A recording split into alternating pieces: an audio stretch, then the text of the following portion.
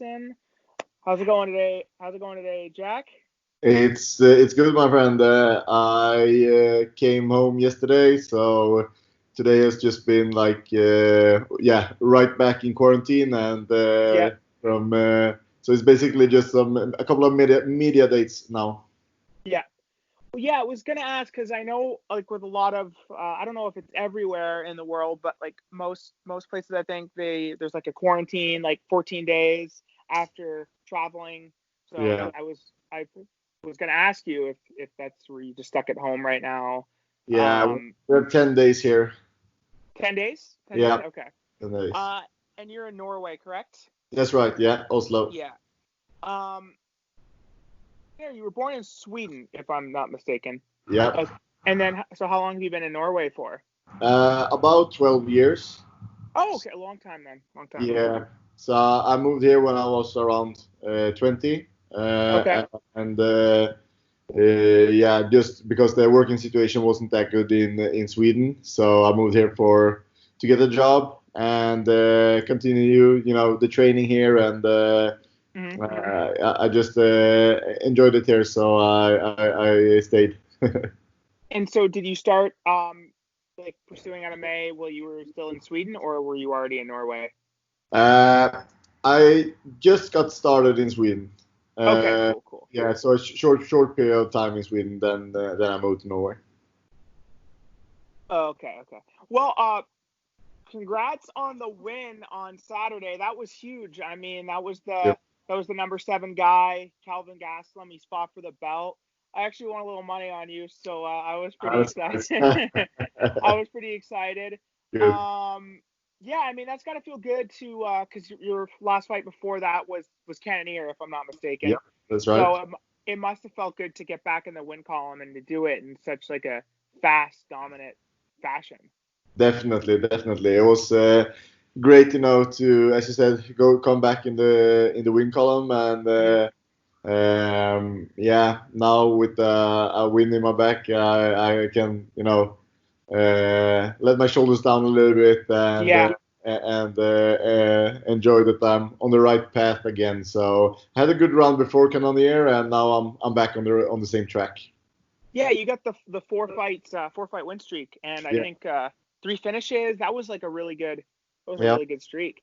Um, and it started with the I think the was it the Talus latest fight? Was that the first fight on your win streak?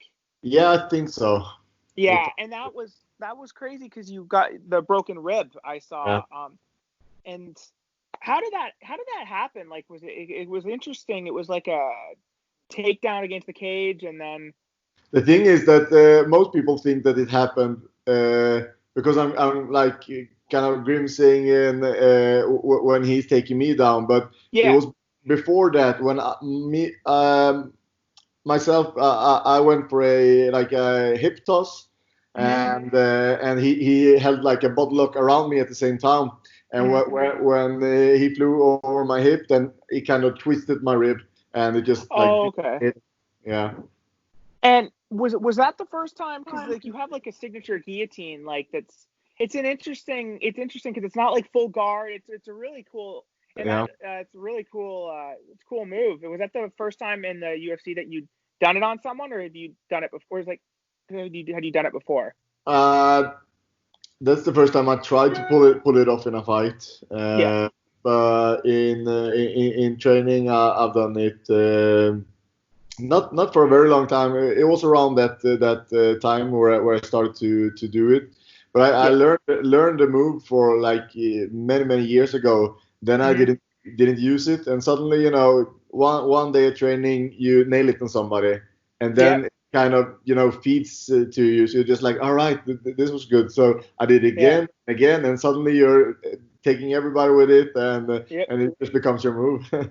Yeah, I mean that was like your signature. Didn't you get 2 guys in a row with that same guillotine? Yeah. So, and you almost had Jackery with it too. Like that was So, That was so close. Like that, Jackery is considered one of the best jiu-jitsu guys in like all of MMA. So Yeah. you were that close to getting him with that. That was pretty cool. Yeah. And then you got Branch with that move, and Branch I Yeah. think very like just right after popped by USADA.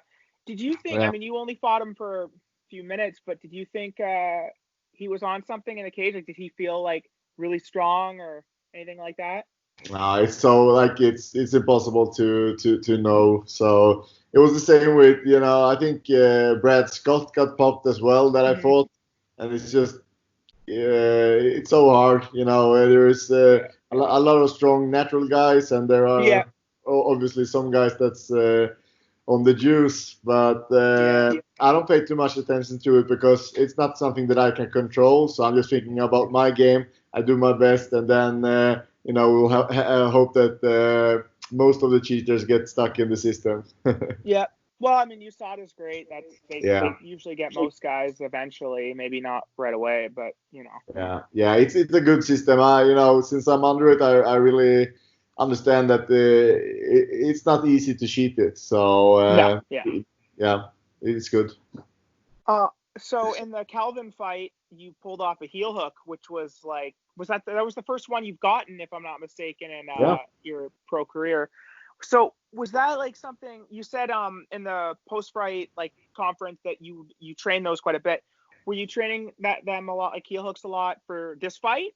Did you see that potentially being like a position you'd be in this fight? Yeah, but we didn't like focus a lot on it. But when we drilled the position from bottom, I went for the heel hook all the time. So Nice, yeah.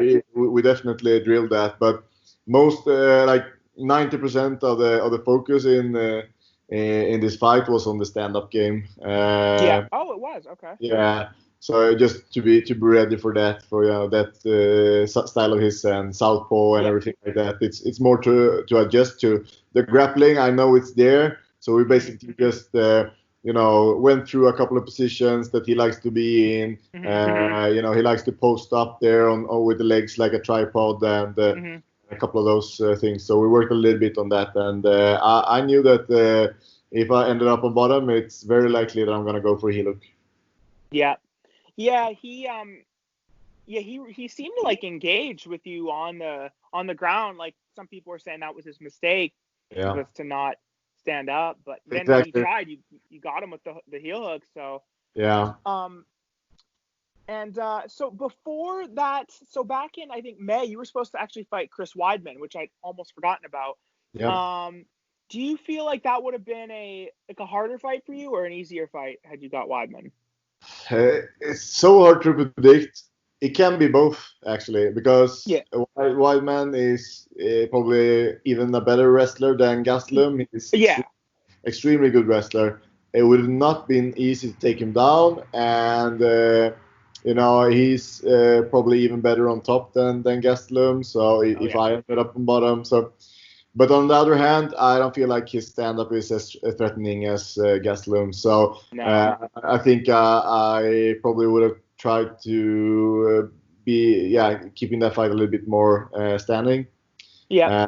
So a little bit of a different fight. But I consider them like, even if Weidman is not considered amongst the best right now, when he has a good day, he's definitely one of the best as well. So if a good Chris Weidman shows up in there, you're gonna have a hell of a fight. Yeah. No, he's still got abilities, and stuff. He just so for Saturday's main event, big middleweight fight, you said you got Whitaker, right? Yeah, that's my pick. And you want the winner? Definitely. Right now, after Gastelum, who also was ranked behind me, right? I'm winning that fight, and now I feel like I should be fighting someone in the top 5. And I already fought Cannonier. No idea what I'm gonna do with Joel. They talked about Uriah Hall for him there for a while, and that they did. Now it's Costa and Adesanya with Till. It has to be either, like, I prefer the winner of that fight. Either the winner or the loser of that fight is probably be my next fight. I think that's probably the route the UFC would go, to give you the winner or loser of that one. But do you think Cannonier's going to get the title shot you mentioned? I think he deserves it. I'm not sure what they're going to do, and also I'm not sure where he is in his injury status. Yeah, he's been out for a while. Yeah, yes. So, but if he's healthy, I just think that he should get the next one after they fight. That's fair. Is that like a rematch you'd like back with Jared Cannonier? Yeah, if it's for the title, definitely. It's not usual that the UFC does rematches if it's not for the belt, or if something controversial has happened or something like that, or if it's like fight of the century, then they might do it. But I would love to revenge all of my losses, but it's not likely to happen. But if it's for the title, then it would be perfect. Yeah, that's a good point. So, and you think for the title fight, September, you think Costa beats Israel? Yeah, I do. Yeah, that's gonna be a good one. Yeah. Who in the division do you feel would be like your toughest matchup? Like a one that you'd struggle, like you have the hardest time winning? It's Paulo Costa and Robert Whittaker. Oh, okay. Yeah, probably those two guys. So you think you could beat? You think you could fare up better with like Israel than Whittaker or Costa? Yeah, I believe so. Okay. I believe so. I believe I can beat them all, but I think that the Costa and Whittaker is the toughest fight, and Romero is also a tough fight. Oof, yeah, Romero. He's a scary dude, man. Like the power that guy has. Yeah. And that's the scary thing about him, because in between that, not much is happening, but when he goes, he goes. Yeah, like when he explodes, right? Like he doesn't. Like he can't keep up that like he can't keep up a high pace for very long, but yeah, he's a scary dude, and he's like, he's tough to wrestle. He's got pretty good wrestling base, so. And he's so solid. It's he can eat kicks in his face, without. I know. So it's insane. Yeah, I think Costa dropped him though. Actually, if he did it. Yeah, I think he did. That was insane fight.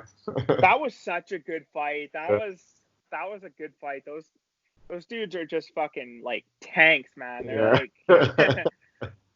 So would you like to fight again this year, or do you plan on just kind of taking the rest of the year off, or? If the right fight is available, I'm up for it. Right. Yeah. So that's what it's all about, actually. So if the right fight presents itself, I'm gonna go for it. Okay, that's cool. Yeah. So how was like the trip to Abu Dhabi? Like, was it, and like all the COVID tests? Was that like? That was pretty cool. A little bit surreal. It's a situation that you've never been in before, and but it's so professional. The UFC does it so well, and everything is just fluid, and so it was a good experience, actually. But it was mad, all of those quarantines and all of those tests, pretty crazy. But a cool experience that you can carry with you. So it was nice. Yeah. I mean, I'm thankful the UFC's put that Fight Island together. I mean, there's been some really solid cards. Oh yeah. There's been some really solid cards, and it's a cool setup. It's really good. And when did you get to Abu Dhabi? Like the week of the fight? Yeah, the week before, actually. I traveled from Norway on the Wednesday week before, and then there were all of the quarantines and stuff. So we came to Abu Dhabi on the Friday. Yep, Friday the week before the fight. So basically 7 days or 8 days. Yeah. Okay. And then you just left what, Sunday? Yeah.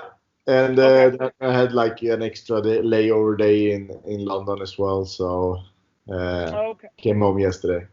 Okay, so I saw some fighters like kind of stayed there, and you didn't feel like you didn't want to stay there. You just wanted to come back home.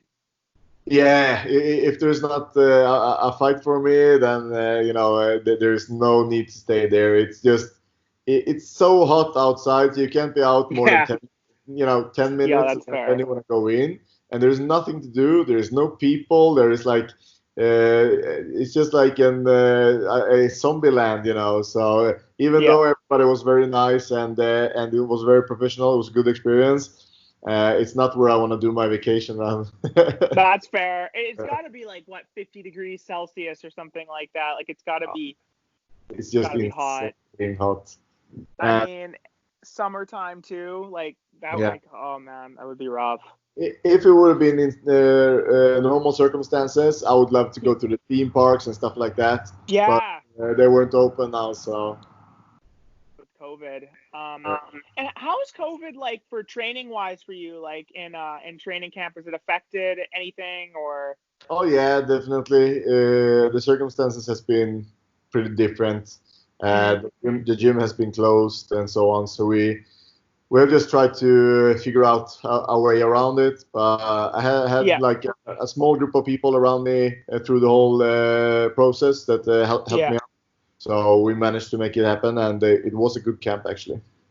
That's good. Max Holloway said he trained on like Zoom, I think, for his title fight. It's just like, what? He didn't like train with anyone. It's crazy. It's insane. Like, it's pretty funny. One of my boxing coaches, he has another fighter, and he lives in another town. And he told me like they was a meeting on Skype, and he held like pads up for him like this, and he boxed. That's funny. That's insane, man. Oh man, that's hilarious. It's pretty cool how people find their way, right?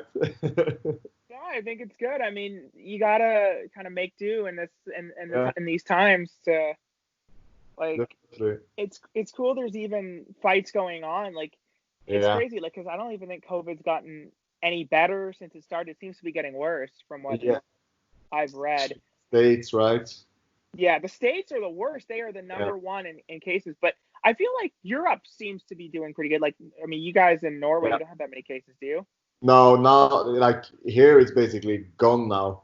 It's a little bit different in Sweden, so they are still prohibited for us to go to Sweden, but Norway does really well actually. That's good. Yeah. I'm in Canada actually, and it's pretty good here compared to the States. And our borders, we are not permitted to go to the States and vice versa, which is probably smart because the States are like the States and Brazil are like number 1 and 2 right now. Yeah, right. So which win in your career have you been the most proud of? Like which one did you feel the most accomplished with? I have to say Jackery is that was like 5 hard rounds. It was something special about that fight that I was very satisfied with, and I was also very satisfied with the victory when I dislocated my rib, because that was the most painful experience in my life, and that I ended up on top in that one was a big victory for me. So those two are my best victories, and then I think that this one might be right up there. Yeah, well, I was gonna say that the Jackery one I feel is the one that really put you on the map, and like everyone started taking notice. Like I remember watching that fight live. I'm like, okay, this guy is he's someone to look out for, because you hung on the ground with Jackery too, and you beat him on the ground, which was probably the most impressive. And it was like on less than 2 weeks notice. Yeah. It was like crazy, and I had to flew in between to Atlanta, to the States, go to the press conference. It was just like so hectic. I didn't get rid of the jet lag from my last fight before I had to go again, Yeah. Where and who? Was it the Branch fight before that? Yeah, it was. And that was pretty short notice, right? Because it was didn't you only fight Branch like 2 months before or something like that? Before Jackery, Branch? Yeah. It wasn't. Was it a? Just a couple of weeks before.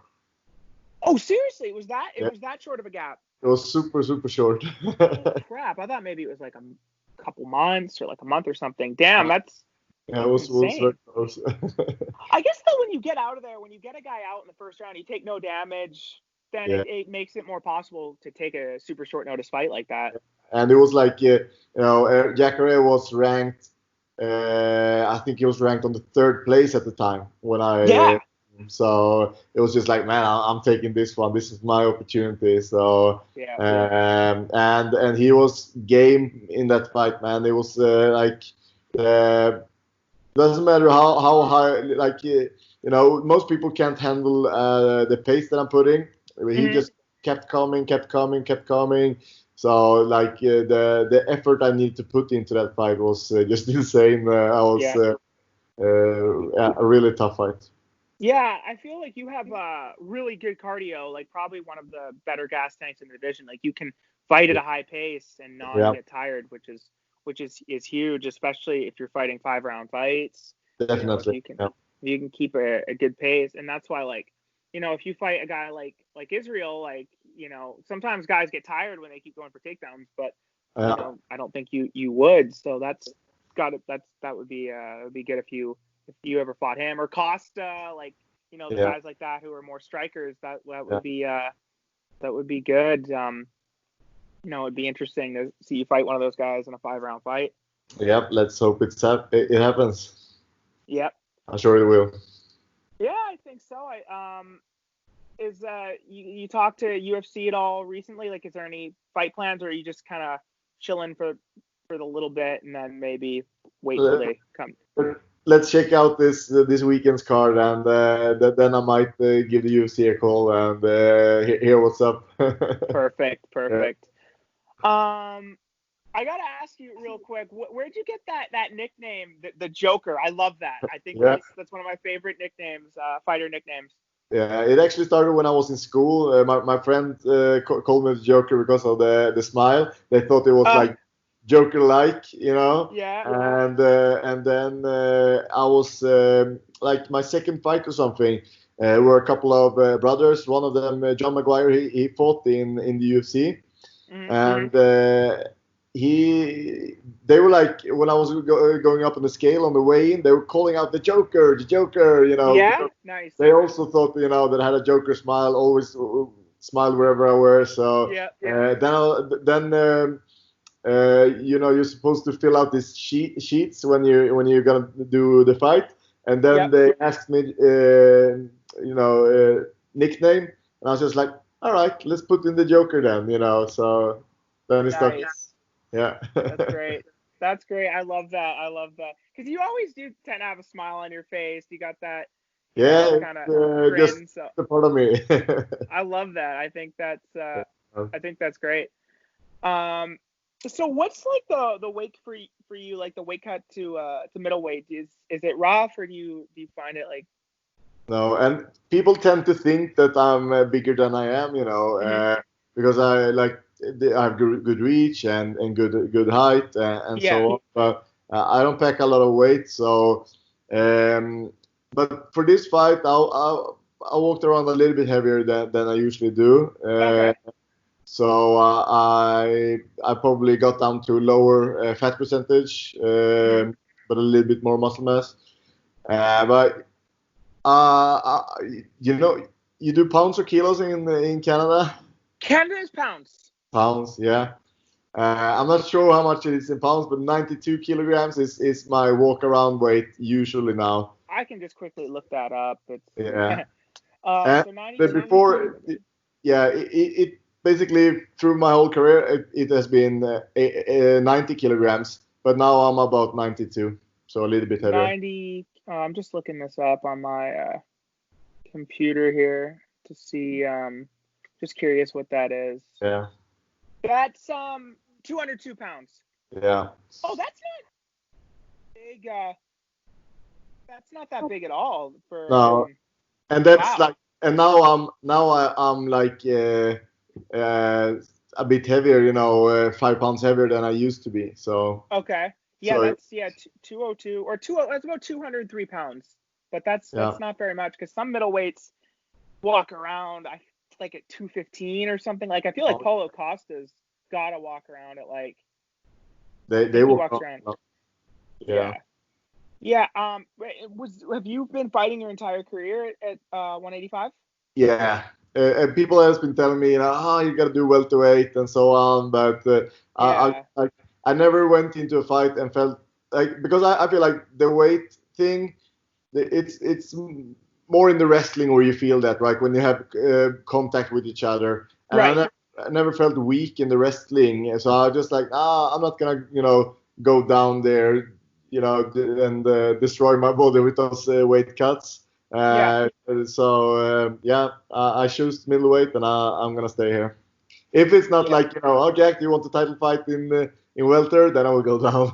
Yeah, like if you hopefully you get that belt one day. Maybe there's super fights. That's been happening a lot lately. Generally it's guys going up and guys go up. Yeah. Except TJ Dillashaw's case, which obviously didn't work out for him. But so if you were to like win the belt and you could have a super fight, which weight class would you rather go? Would you rather go down a welterweight or up to light heavyweight? Down actually, because and they're huge. The light heavyweights. I'm training with some, and it's not unusual that they are more than 30 pounds heavier than me. So it's too much. No, light heavyweight, and the gap between middleweight and light heavyweight is a massive gap, like 20 pounds. I would like to see one day maybe a 195 weight class. Actually, I think that would be cool. Yeah, that'd be cool. Yeah. So, but I would go down in that case if I'm gonna do a super fight. Yeah. No, because most welterweights are probably about 195 pounds. Probably not that much. Yeah, I don't think you're much like Till. I think Till, well, he's middleweight now, but he's my size, maybe a little bit heavier. Yeah, I wouldn't be surprised. I mean, that's why they call him the gorilla. He's a big dude. Yeah, definitely. So how many more years would you plan on? You're only 32, right? Yeah. So how many more years would you plan on fighting for? It goes a little bit to the accomplishments, if I manage to make things happen, and how close I am to my goals, and also health, of course. If I get knocked out too many times, I might have to call it earlier. But if I don't think about those stuff, I would love to do 5 more years, maybe. Nice. Yeah. And is there anything you'd like to do when your fighting career is over? No, man. I would love to just have a easygoing life where I'm, coaching a little bit and helping other fighters, and I have my house and maybe some dogs and some chickens. Nice. Relaxed lifestyle. That's what I like. That sounds perfect. Well, all right, Jack. I know you're a busy dude. I don't want to keep you here too long. Been on for about a half hour. I just want to thank you so much for coming on. We really appreciate it. Thank you so much. And congrats again on the win, and good luck in the future, man. I'm rooting for you. Thank you so much, my friend. Thank you for having me.